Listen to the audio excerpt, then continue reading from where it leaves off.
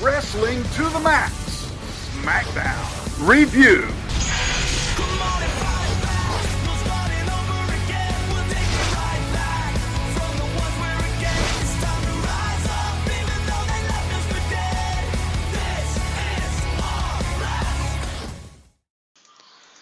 Alright, hello and welcome to our second Wrestling to the Max SmackDown Live review.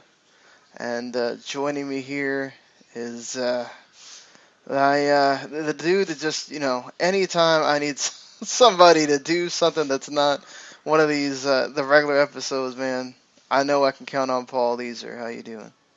Good, man. How you doing, Sean? Just, I'll be glad you get a little break after on Wednesday. Yeah. And joining us, you see him right here on if you're watching the video podcast version, Mr. Brandon Biskobing. It's been a while, man. How you doing? Yeah, I haven't been on in a while. I've been busy doing other things and whatnot. How's the baseball thing? Well, it's over now, but it was good. It was fun. Kept me busy. Hey, always good to stay busy and have some fun things to do. But oh yeah. We got to get to this SmackDown that just happened. Overall, guys, I thought much better SmackDown than the first one they debuted with. I know they've kind of done this thing with them before where they have stuff happen before the actual intro. But do you like this Shane and Daniel Bryan sort of doing something backstage before they sort of start the show? Yeah, I mean, I like it. I think it kind of gives them the opportunity of, without them having to do like what they did back with Stephanie when it was the authority of them coming out into the ring and doing their whole big spiel and everything. It gives them an opportunity to kind of set the tone for the show while at the same time keeping it pretty short, pretty brief, and just get to the point. Yeah, that's what I enjoyed about this a lot too, was the speed, the pace, the ability to very easily run into different things very quickly.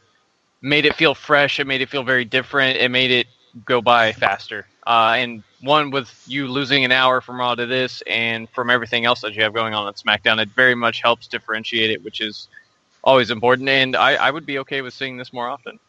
Yeah, and one other thing with what Paul just said right there, with it allowing them to get more things done very quickly.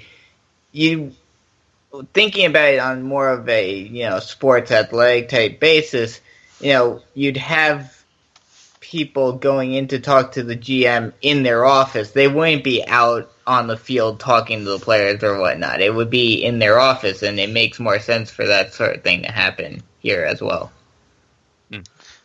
Yeah, I appreciate that too about them. Like, the other interactions that they have with the talent is not in the ring or whatever, except for when Shane has to come out at one point because he pretty much has to. But I do appreciate that. It's sort of always seems like they're on their game. It's in a backstage area too. It's not always in an office, so you never know where you're going to see the general manager or the commissioner, and it makes it sort of feel different, which is always a plus for the show feeling different. One thing I'll say though, again, just they need to figure out something with JBL just running over Mauro Ranallo at times again. Just I get that's sort of what JBL does, but man, it sort of takes you out of enjoying Mauro at times. Well, I think that's why JBL, I know they're not going to change it now, but JBL probably worked a lot better being on Raw with Cole than he does stepping over Ranallo's feet all the time. I think Ranallo, and I know Jerry Lawler's kind of being put on the sideline now because of his age and all of that, but I mean, they had a pretty decent chemistry going for the time that they did, so I mean, maybe you'll see someone come into that spot instead of JBL, maybe move over Corey Graves or someone into that role, switch Graves and JBL. I agree. I mean, the announced team on SmackDown is very different from the one they have on Raw, simply because none of these guys have worked together before, and they're very different. Morrow is very much focused on calling the match. He's calling moves. He's calling everything. He's very much based in history. You have JBL, who's doing whatever Vince tells him to do. I'm assuming, and then you have David Otunga, who sort of feels very tacked on, kind of like tripping his way through every show, trying to figure out how to do the call and where his part is and all this. I don't even remember hearing. I mean, maybe I just wasn't paying attention, but I don't really even remember hearing David Otunga at all this SmackDown. Well, he does a lot JBL's like so loud. That's true. He did a lot of the cutaways whenever they're about to go to commercial too. It's usually him doing the setup for that. But yeah, whenever it comes to calling a match or anything, he's hardly there. And that's, they're going to learn and figure out how to work with each other, but ultimately you have three very different pieces of a puzzle that may not fit together ever. So that's something they're going to have to figure out. But I loved Morrow this episode. He was all about alliteration, which I'm a big fan of. So yes. Can I just bring up one thing about the whole opening thing with them talking? What was up with Daniel Bryan? Just like, he just did not seem like he was on his game tonight.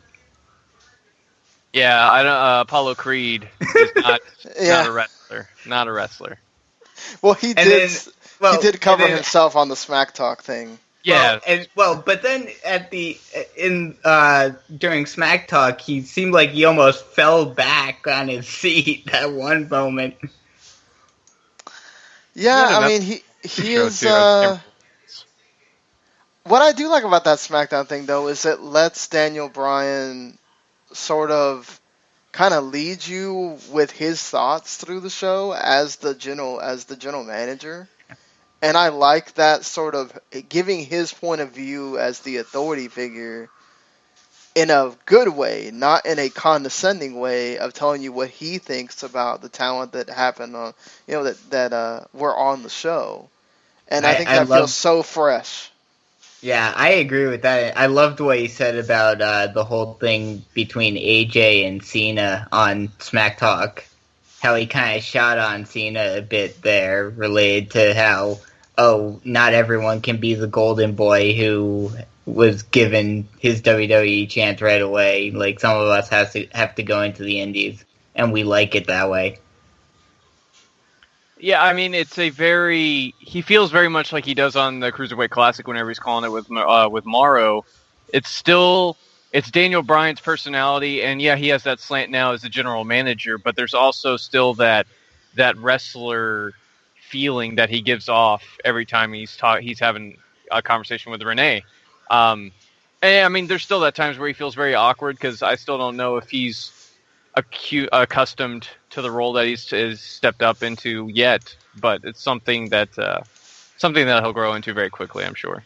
Well, I think we saw that tonight with the opening segment with him screwing up on Cruz's name and whatnot, but I think that's something that you learn through repetition and you learn through getting your reps in, so I think after a while he'll be fine when it comes to that.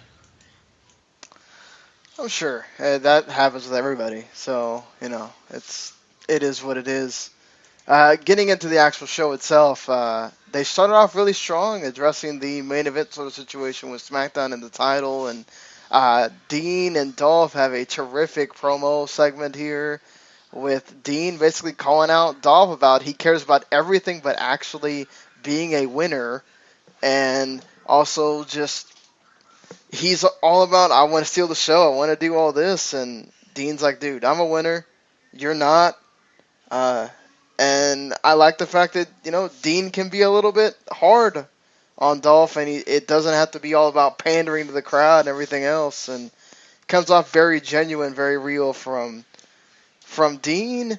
And then Bray comes out, Bray Wyatt, and he attacks Ziggler, and he wants to show that he is the guy for SmackDown, to be the guy that should be facing Dean instead of Ziggler, while Dolph is sort of laid out there. And later, you have Ziggler sort of complaining about it, but he wants to prove himself, So he wants the match to be made, and they also have a cool little segment with Bryan and Dolph later saying, you know what, I know what you've been through. All you need to do is go out there and prove to everybody that you are the guy that should be there. So, I mean, what did you guys think? I thought overall this made both guys look good, and Dean was even there on commentary for the main event. And you had the best match of the show, of course, the main event between Dolph and Bray as well. Really weird, though, what they did with Bray. I thought they were kind of going into a different direction with him, and then you kind of just have Rowan come out, and it seems like we're going back to the Wyatt family thing, but just two of them. Do you like that with Bray? And I never felt Ziggler was going to lose his spot, but did you think that maybe they go in a different direction and pick Bray? I mean, I was curious. I mean, I wasn't sure, especially with how Dean was talking, and maybe him losing it could give him the onus to start acting a little more aggressive and focusing on the title, and maybe a heel turn there.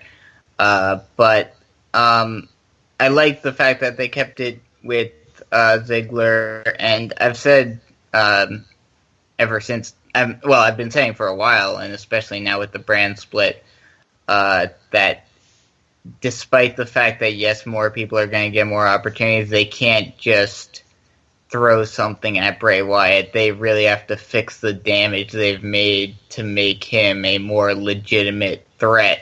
So I'm glad that they did not give it to him, because it just wouldn't feel real.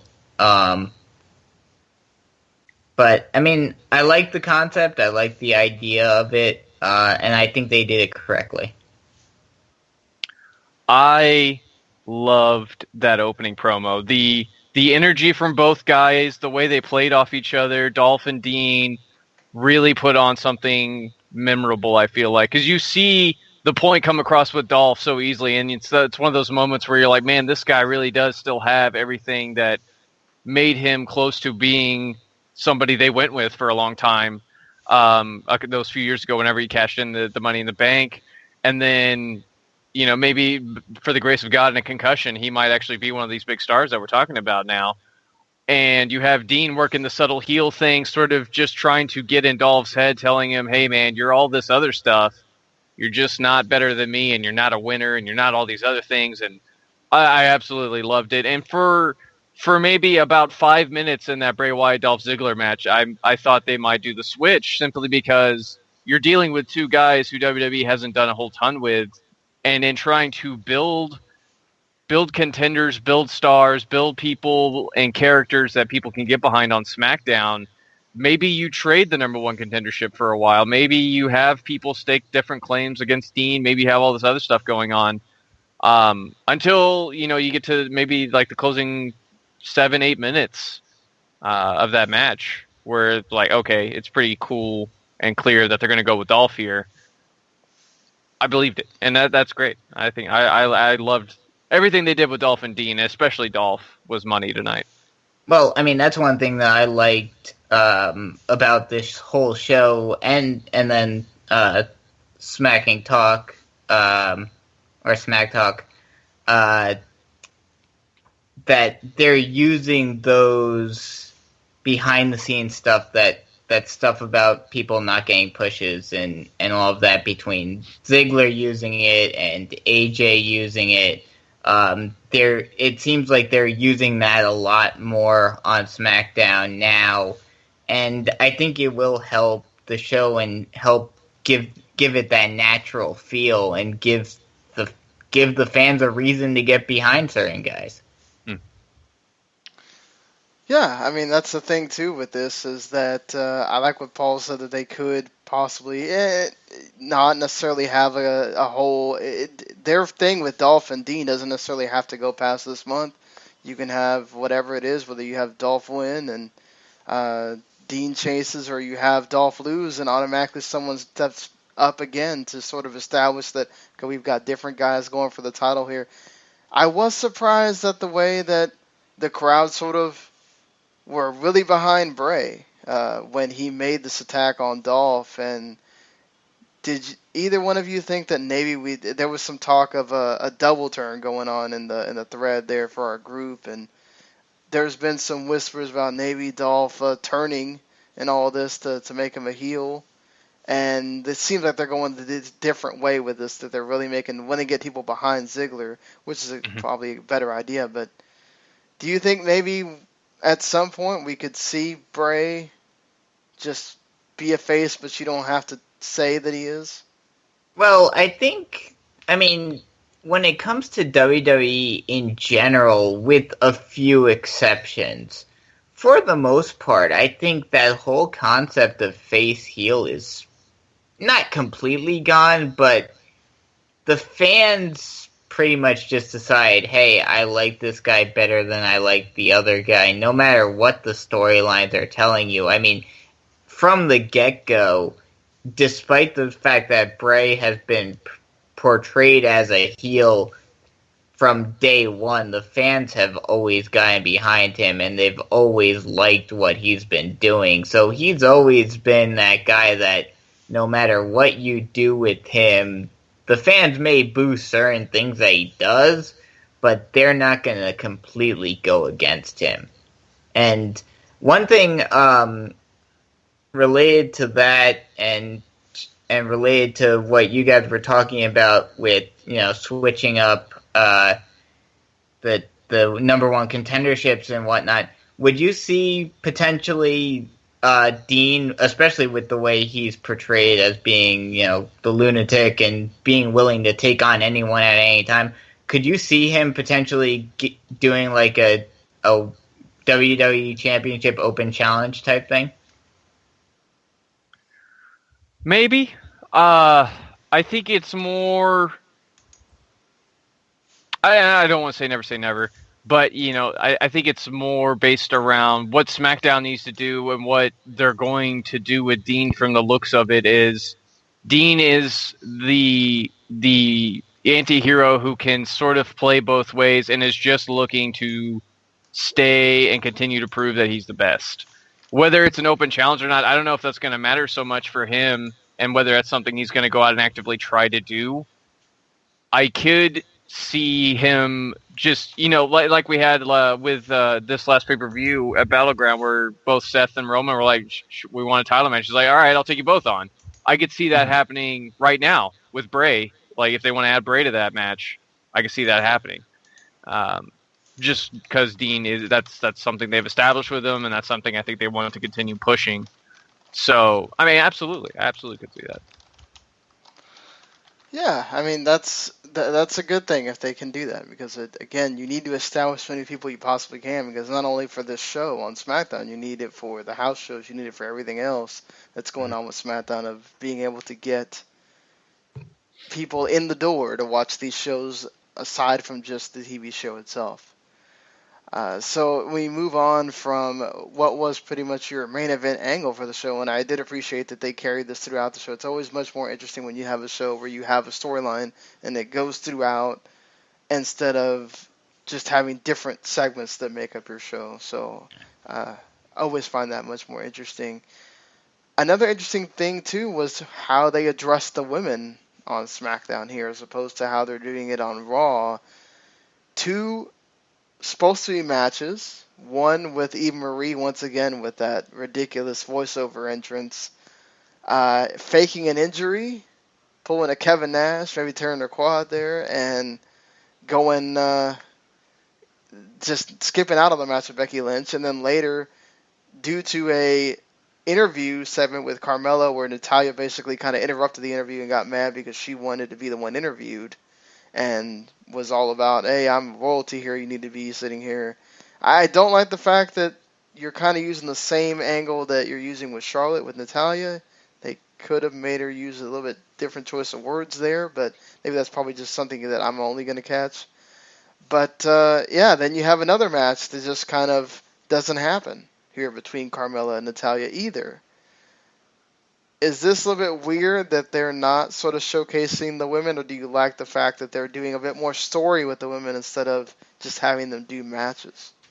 Well, I mean, it's definitely better that they're actually giving them storylines and whatnot, and actually having them do something instead of just throwing together a random match. I think they're also doing this so as not to overshow them in the ring until they decide to bring a new title in, because as they've been saying that they're going to make a new women's title on SmackDown. So I think they're waiting and just kind of using these segments just to give them some airtime without actually having them do anything in ring until they create the title. I think it's much more about trying to establish characters, something that you've already have with a lot of the girls on Raw and a lot of what you don't have on SmackDown.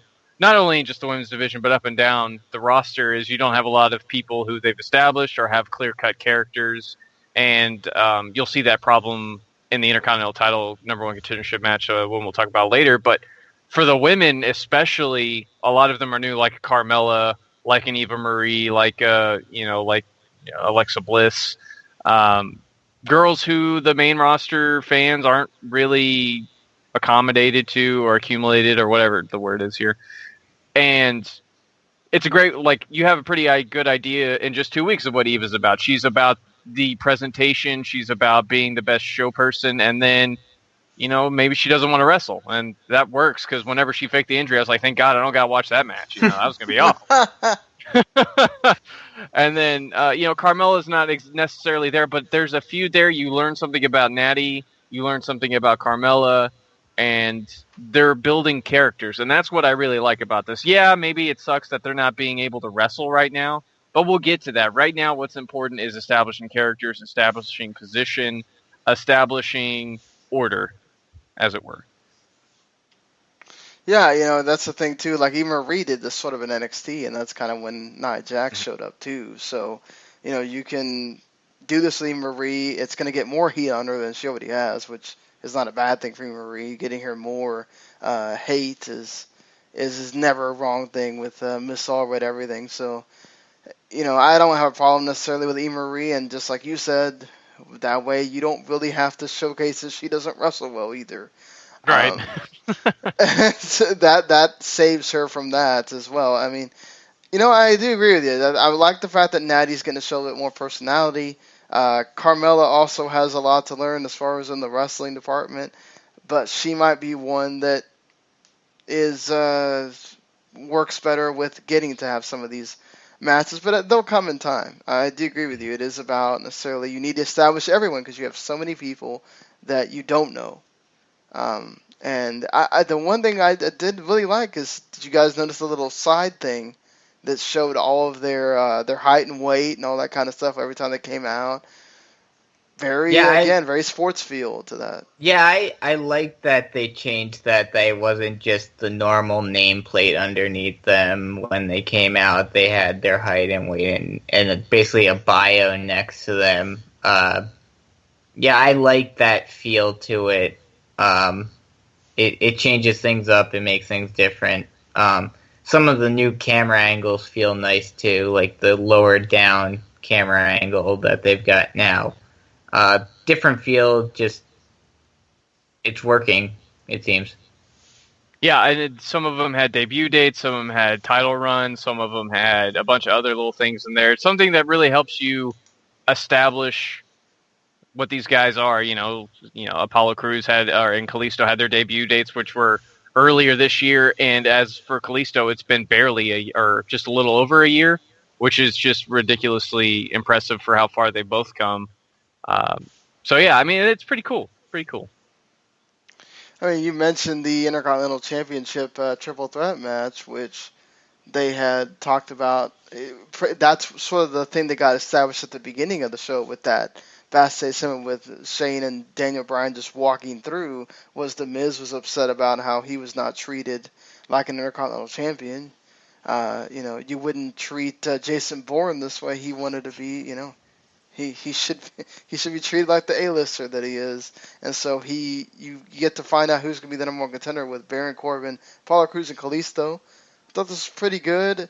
Again, they still need to figure out the commercials with this show, making sure you don't take away the match when you go to commercial.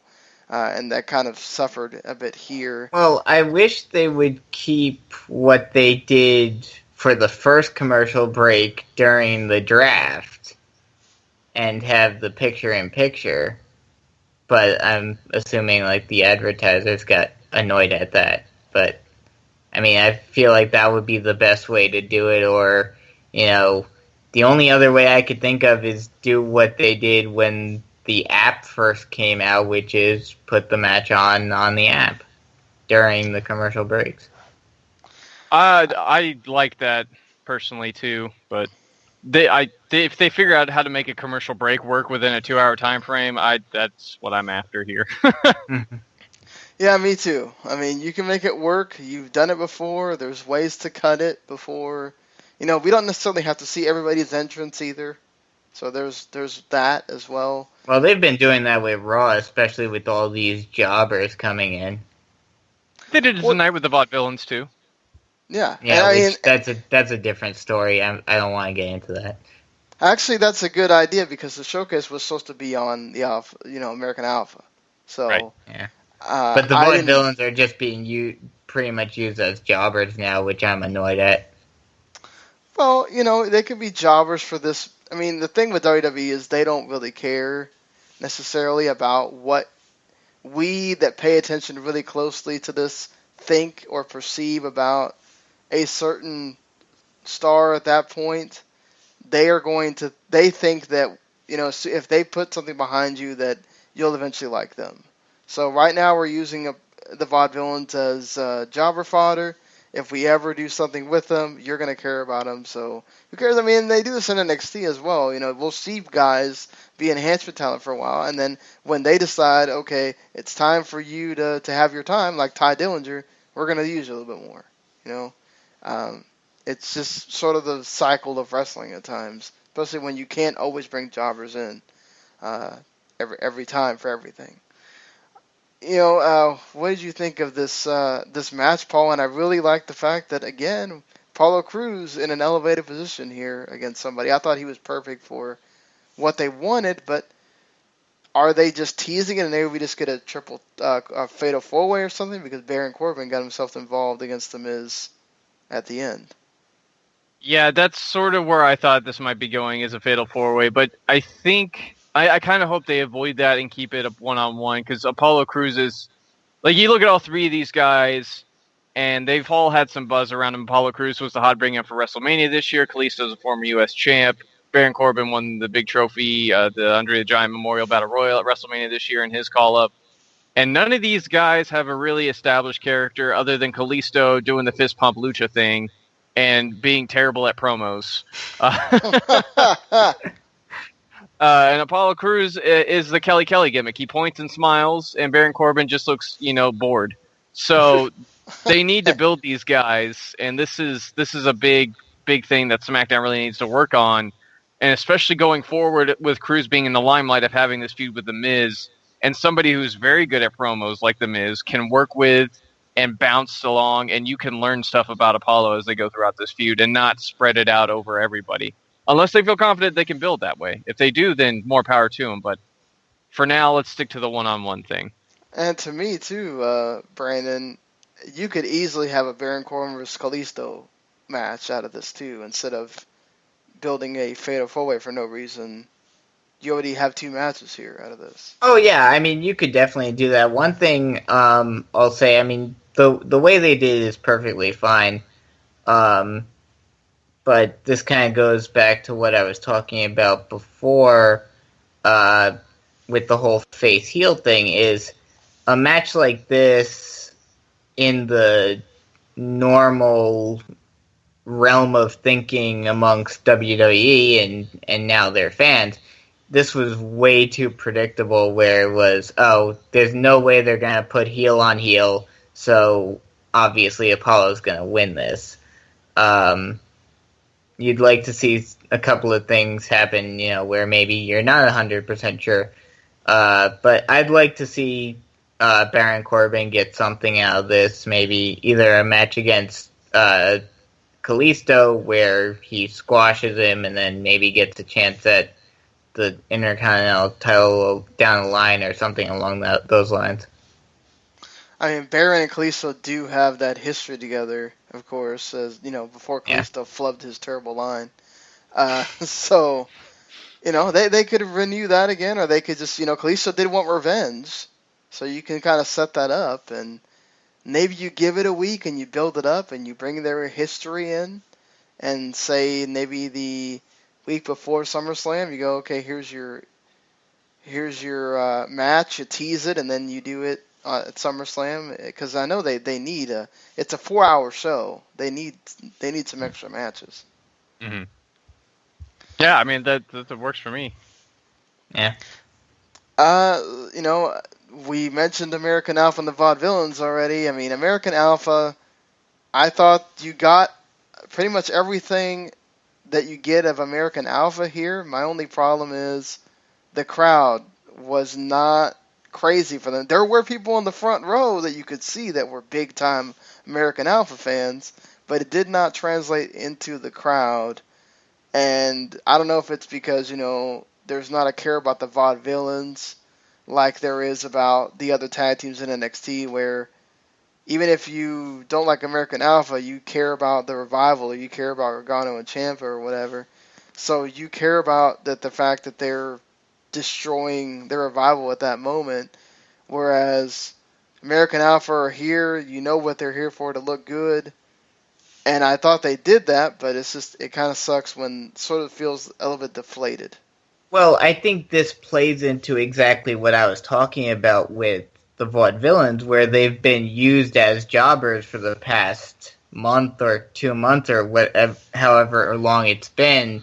And so as a result, the effect of a match against them, also the fact that it was a very highly anticipated, highly promoted debut for American Alpha, you knew they were going to win, so that kind of took the air out of it. And also it kind of plays into, I hate to say it, but it plays into WWE's thought process of not everyone watches NXT, not everyone knows about these guys, and half the crowd are regular WWE fans who don't watch NXT and thus don't really have any care for this match.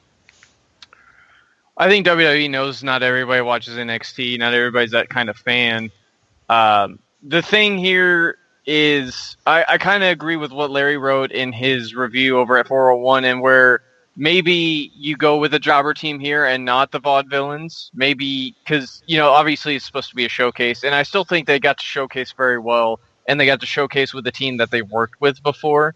But instead of maybe this being a little bit more of a competitive match like it kind of was, you have a couple jobbers come in and it's just make it a squash to at least make American Alpha look dominant. And not to say that they didn't, because they completely out-wrestled the Vaudevillains, and I think the Vaudevillains more than did their share to make them look good. But maybe not dominant enough. Maybe you want something more there. But I think ultimately they came across well. You got everything that they're about. They're just high-energy wrestlers, and that's going to be infectious, and that's going to catch on. Yeah. Hopefully you are correct and that does catch on. I think they'll do fine on the main roster, but I'm just hoping that they don't fall into the same trap that the Vaudevillains did, where they're not getting the same type of reactions as they did in NXT, and thus they kind of fall down the proverbial chute and kind of fall into obsolescence. One thing... That was one debut that was highly touted last week, and it happened, but whatever happened to Shelton Benjamin? They said coming soon. They didn't say next week. Oh, I thought they said next week. Nah. Oh, okay then. I was mistaken then. I don't know how many dates he has left to fill over there in Japan for Noah.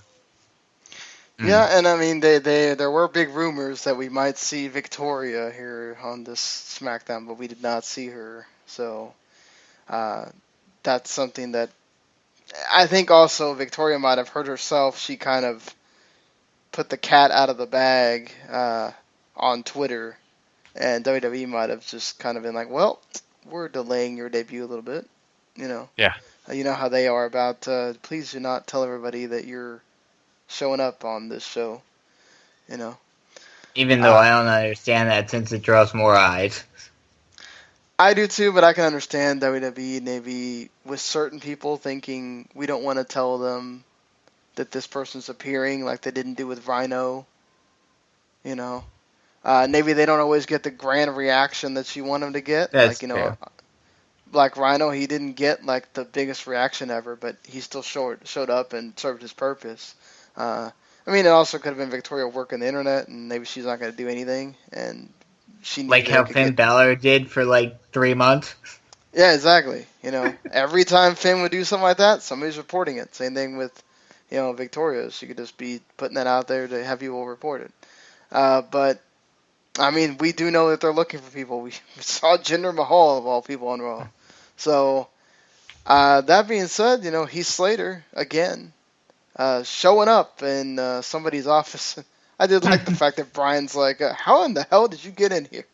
And, of course, this was after you had the big segment that happens before this. So it makes sense when Slater's like, well, I walked to the front door because there's no security anymore. So Rhino basically comes in and finds out that he gets a contract if he beats Heath Slater. Either one, whoever wins gets a contract next week. I love the fact this is like Heath Slater's gimmick. Basically, whoever wrestles Heath Slater gets a contract and not him. This is just so up Heath Slater's alley. Well, there are a couple of very funny and kind of off the wall but entertaining things going on right now. That's one of them, and then the other is a whole Golden Truth thing. Yeah, I mean, the Golden Truth thing, I'm not a giant fan of, but I think it's relevant and it's fine, I think, for what it is. I'm a big fan of the Heath Slater stuff, though. I think Heath is completely knocking it out of the park. I really look forward to these segments. I really do. Just because they're so fun. And like him getting ran over in D-Bry's office and D-Bry having to tell the guy he was on the phone with that he needs a medic was pretty hilarious. So. I mean, they could debut Shelton like this, too, where he just shows up and he's like, I want my contract now. And Daniel Bryan's like, all right, but you're going to wrestle this guy. And if he wins, he gets a contract, you know. Now, the question is, how much longer are they going to go with this? I mean, with all the rumors of... I mean, this isn't going to be for a while, but with all the rumors of SmackDown going 3 hours now, this could be pushed even further to where all the new guys that they need to get to fill up the roster on SmackDown get put over by Heath Slater to get their contracts. Please let that rumor die. Yeah. I'm not a giant fan of SmackDown getting 3 hours, but I don't want them to run the Heath Slater thing into the ground either. As long as Heath Slater's delivering, and he's bringing his A game, and he's motivated doing this, he can do it for a while. Doesn't bother me. You know, he's so good at these things. They had the Legends thing with him go on for a while, and it was never boring. So for me, as long as the material is good and Heath Slater's doing his part, and whoever it is that they're bringing that week, or if it's a continued thing like with him and Rhino for a little bit, I'm all for it, because for me it's a segment on TV that I'm interested in. You know, Fair we enough. we have two things that we still got. I mean, we saw it on Raw, and you were very upset about this, Paul, and so I'm sure that you will levy the same amount of vehement anger towards them immediately returning the receipt to Randy Orton in a pretty much an angle with him and Fandango. Thank God, because we didn't need Breezango basically being two tag teams basically being blasted out of the water on one show, so that basically Brock could show up and give an F5 to Randy Orton, and then he just leaves after Shane basically makes him with all the security that had been. And I like the fact that they had the security there the whole time, because they knew it was possible that he could show up. What do you think about them basically doing it this quick already Brock returning it for Orton. Hopefully this is a 1 week thing and we can move along, because you just split up the brands, and I'm not a fan of you already breaking this. And like I said on the Raw review, I understand that this was made before the split. I understand all that. It still sucks because I feel like you could have built up a much better feeling around the match, a bigger fight feel, if you have them just talk smack around each other on both shows and the build up. But they didn't, and ultimately it was worth it just to hear Heyman tell Shane, "Hey man, that's pretty cool though, wasn't it?" And then they get tossed in the truck. I mean, this at least yesterday's one, it was a big shock, especially with what Paul's talking about. No one really expected them, and I agree with Paul for the most part that no one really wanted them to basically nullify the whole brand split very quickly by allowing Orton to get into the building so easily and all of that, and RKOing Lesnar. It was a shock. It was pretty cool to see, but I agree with Paul that doing it this quickly may not be the best thing for the brand split. But this one, it was just, you knew it was coming. You just didn't know when. But everyone, throughout that whole match, you just knew it was all leading up to Brock coming in and F5ing Orton. So I understand why they did it, but I mean, like Paul said, I hope this is the end of it. I don't think it will be, though, guys. I don't think so either. This is going to be a whole month thing. Which, so I'm fine with this. My problem is, with Survivor Series, they're really going to break this because you're going to have the teams, and you're going to have SmackDown versus Raw, and you're going to have all this, and that's my fear, is that the more you have these, co-branded pay-per-views, you're going to have more of this interaction with them, and it's going to start breaking the barriers, and you can't constantly bring out security for every single person. So they're going to have to explain when we get to that point. But here, I'm okay because they did make this match before the brand split. So it's okay. They just have to be able to escalate this more and more each week. Like, they've got to have a brawl at some point. They got to have something that's very entertaining. The one with Randy Orton was entertaining because we didn't expect it, and it really did come out of nowhere. The one with Brock, you could see it coming a mile away. They did really good to try to sort of still make it feel like you don't know when it's coming. I think the better thing would have had it happen when Orton's not in a match, so it's not so obvious.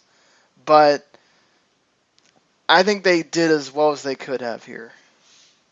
Yeah, I mean, the only way that I could see this working, and I know probably neither one of you would like it, and I wouldn't really like it all that much either, but as long as they did it the right way, I'd be okay with it. If they just keep on continuing doing this, and it kind of builds up, and it escalates that tension and that aggression between the brands, and then it leads to something at Survivor Series between the two, or bring back bragging rights, or whatever you want to do with it. But as long as you do it to the way where it's basically like an invasion and they're unauthorized and all of that, then I'm okay with it, as long as you don't do it too much. As long as you only do it every once in a while when it's really warranted, then okay, I can handle it. As long as you still keep that animosity between the brands. I would have been better and much more into this if they had done this further on after the brand split. Right? I think it's a huge mistake right now, because now you're setting a precedent that you can ultimately do this, I guess, whenever you feel like. But I mean, I think it's a bad idea. That's only going to lead to more of this down the road. And like I said, if they waited till Mania to do this, I wouldn't have had such a problem with it. But the fact that they're doing it the first 2 weeks into the brand split, it's a something that's going to stick in my craw for a while. I agree with you there. If they would have been able to wait, then it would have been better. But I understand what Sean's saying, where they made this match before the brand split. So, I mean, the only thing that they could have done is put them both on the same show, and then trade one of them after SummerSlam or something like that. Or just not touch each other, but whatever. Well, that too. But I mean, that's the thing too, is they've done this before, and you can have them talk, and you can have Heyman. He doesn't have to come out every week either. He can come out 2 of the weeks or something. Mm-hmm. And now I do think that, look, they did this for the fans at that SmackDown show, so that you can understand that SmackDown is not secondary to Raw, and that Brock will show up there, and that. Those kind of things, there's business reasons why that's being done as well. But, they've done this before with guys not touching each other, and with guys just sort of, we're talking on this show, I'm talking on the other show, or I'm here this week, he's not here this week sort of thing. It's not unprecedented, like Paul said, and it would have built up the tension a bit more if they didn't do that. Or what they could have done if they really wanted to do this and had them confront each other physically, since they knew about the match before the draft, why not have them both be free agents? And then they can go to their respective shows after their matches. That's not a bad idea, actually. Wouldn't have been a terrible idea either, but... Or you draft in the same brand. Or you that too. But, if you really wanted to have them split up on the brands, which apparently they did, that would have been the best way to have them still be able to face each other physically on both shows. They could have come on both shows every week and done whatever they wanted to do. Basically, an amplified version of Heath Slater, pretty much. Well, Brock's not going to be on every show either. I don't think he's on. You might get one more appearance out of him on Raw before SummerSlam. Yeah, probably. Well, at least that's something to look forward to, is that at least this won't be going on for the next 3 weeks. Right. Yeah, so we do get a break from that. And two, I mean, let's go into this last thing we haven't talked about, which is perhaps maybe the best single segment on this show. John Cena, AJ Styles once again delivering with each other. I mean, these two guys just, when they cut a promo with each other, it's absolute fire. And once again, they do not disappoint. I mean, John Cena is wonderful at these segments where he has to basically say how much he cares about where he is and how much he loves WWE and everything. And it's very, he has so much passion in his voice. You totally believe him. You got the fans chanting Cena for him and everything. And AJ, I still, this is one of those things where I think WWE needed to realize before they had somebody cut the joke. Very much like the Justin Bieber thing with Rollins. You got to be careful when you do something like doing the soccer mom thing with AJ. Because now you don't get AJ Styles chance, you get soccer mom chance. And yes, it helps with the story you're trying to tell with AJ where he's a little bit crazy and whatever, but I think it hurts him a little bit. Like, you don't want him to be kind of known as that guy. Him having the dueling chance was much better for him as a character than having that sort of mocking AJ. Yeah. But I thought this really came off well. Both guys looked strong as hell, and AJ got the match that he wanted out of Cena. So, which was weird because you think it'd be the other way around since Cena beat AJ. But what did you think of this, Paul? Just thought it was killer. I thought it was really good. I think it's like the AJ jab at Nashville was very layered. Yeah. Trust me, I know. These guys, yeah, that was... Oh, a sick burn. I felt like AJ rambled a little at certain parts. Mm-hmm. He wasn't as clean as he had been in the past in these promos with Cena. It was still very good. Like, he's very unhinged. He's very driven, and it's sort of breaking him a little that he can't get John Cena away from him so he can move on to something else. And that at least comes across very well. So I think he nailed that there. And then, like you said, Cena Cena's masterful at these sort of things where he gets to be genuine, he gets to drop the facade, and he gets to be that wrestling fan that he is, somebody who cares, somebody who's so invested in the product and in the company and everything else. And it's great. It's absolutely great when he gets a chance to cut loose like that. I liked it a lot. I liked the way both of them played off each other. I also liked the fact that, I understood what Cena was saying at this point, but I also liked how Daniel Bryan kind of took a shot at Cena on the post-show of saying, you're the golden boy.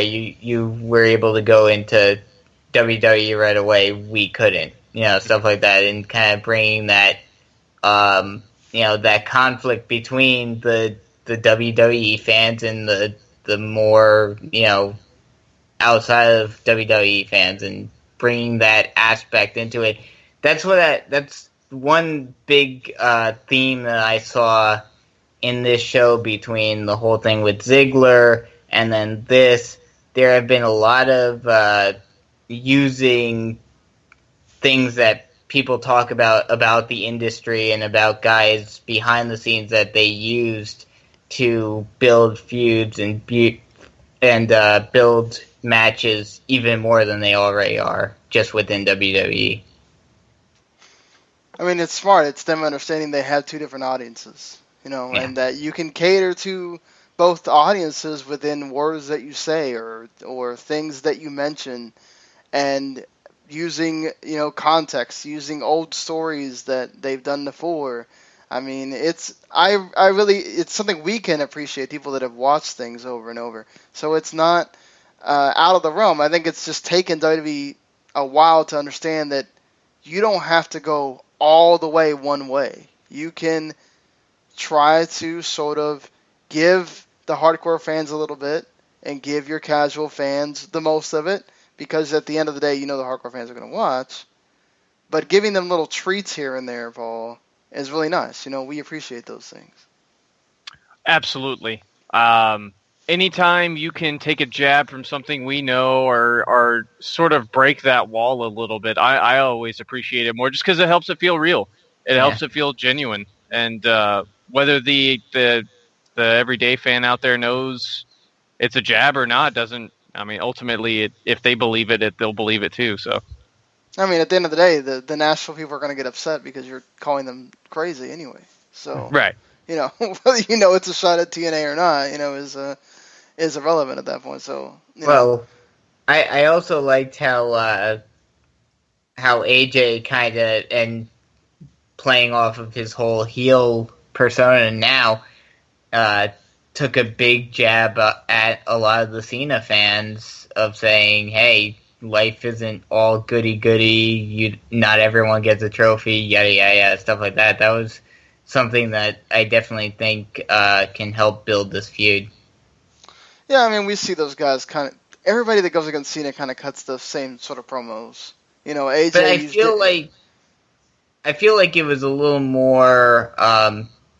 You could feel it more with a guy like AJ or a guy like Kevin Owens, who, I mean, it's different for us, obviously, but, guys that we know that did have to battle to get to where they are. Different guys use different tactics. I wish back in, I think this was 2013, when Kane faced Cena, and he was trying to bring the anger out of Cena. He used that tactic, so different guys can use different things against Cena. Yeah, I mean, Paul, that was kind of the first time we'd really seen somebody attack the fans like that. I like the way that AJ kind of went about it, just going after all of Cena's fans like that, and just going at him for believing in him. Yeah, he cut deep by going for the kids first. Pointing. There were plenty of kids, fortunately, in the front rows wearing John Cena crap, and he had no problem pointing them out. That was good. I mean, so before we get in here to the final rating, Just this is the first week they did that Talk and Smack show. We've talked about it, in between here. I really liked, like what they did with Dolph, where he really got to talk about what that promo meant for him, what this change in his career means, and all that stuff. I just felt like this is such a good platform for them to really get out things that they don't get to say on the show, be more human a little bit, and American Alpha also shined here too. The joke with New Day was funny. I mean, what do you see them doing this on Raw eventually, or do you think this is a SmackDown exclusive thing because it's sort of to go, okay, well, they're used to sort of having that 3 hours on Raw. They can probably take another 30 minutes or so.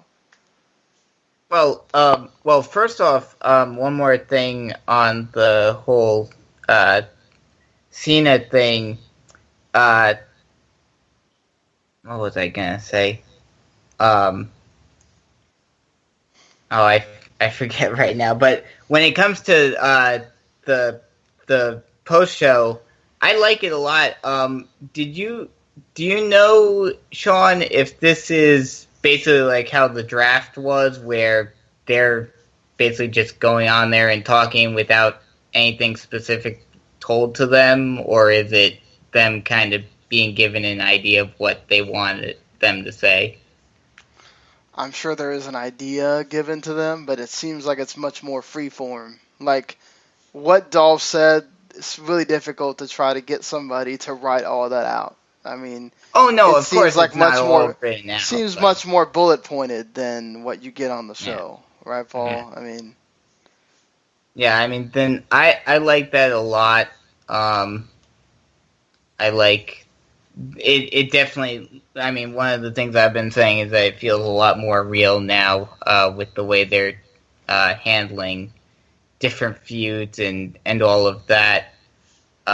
So I like it. I hope they do something with Raw as well. But we'll just have to wait and see if it happens. I think this is a lot more effective than a pre-show.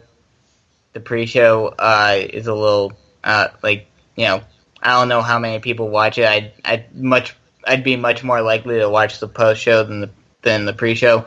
The one thing that I would like to see them do, I don't know if they will or not, but I would like to see them maybe show the dark matches. They used to do that. I don't have a terrible problem with showing the dark matches, although they are supposed to be sort of special things you get for being there live, so maybe depending on what it is. The way they did the post-show today, though, I really enjoyed. You had talk. I thought Dolph was very good in his part. I really enjoyed the American Alpha part because you had Daniel Bryan confirming that they are going to have tag team titles at some point. They just don't want to do... and if you've seen that radio interview where he talks about the women's championship, he says the same thing he pretty much said there. He makes fun of the Universal Championship, and he doesn't want to be like Raw, where they come out the next day and here's a bunch of belts, which is fine with, because I think they're going to wait until that first SmackDown pay-per-view, which is Backlash, to sort of help that pay-per-view get some extra views and stuff like that, and let those titles bring some interest there. So I really enjoyed it. I thought it added a lot, actually, to what you just saw on the show, which is all you can ask for. yeah, certainly. So, all right, guys, we got to do this final rating. What did you think SmackDown gets out of 10 for this week? Go ahead, Brandon. I'll give it an 8. That's exactly where I'm at. I'm at an 8. The big talking segments delivered them. There wasn't a bad match. The only thing I really think took away was the women's booking, and even then, that's up for debate. And that might be my only real big gripe is maybe your presentation of the women. But other than that, everything else I thought was good. Yeah, I think I couldn't go more than an 8 just because you didn't, other than the Dolph and Bray match, you didn't have anything so stand out in the wrestling department. But the match, the two big talking segments got you what you wanted. You got your two top matches on the SmackDown side for SummerSlam. Already sold. Plus, you get more in the Brock and Randy Orton thing. There's going to be people that are going to feel how they feel about that. And the women are establishing characters, but eventually you want to see them get in there and be treated the same way as Raw as far as in the wrestling goes. So it'll be interesting because you got to see if they're going to add anybody to that women's division on SmackDown, because right now I think Raw has a couple more than SmackDown in the women's division. So, but yeah. We'll definitely have to see how that goes for next week. But yeah, this will conclude our SmackDown Live review here. So thank you, Brandon, for joining us this week. Yep. And we will be back for the Friday morning show, talking NXT, Cruiserweight Classic, TNA, and whatever else has been happening in the world of wrestling. Already talk of perhaps another King of the Ring happening. So that's a little tease that we'll talk about on the Thursday show, as long as whatever else is going on. More G1 as well. So that'll be on the docket after they took a break today. So, all right. Until the Friday show, we will see all you guys later. Take it easy, folks. See ya.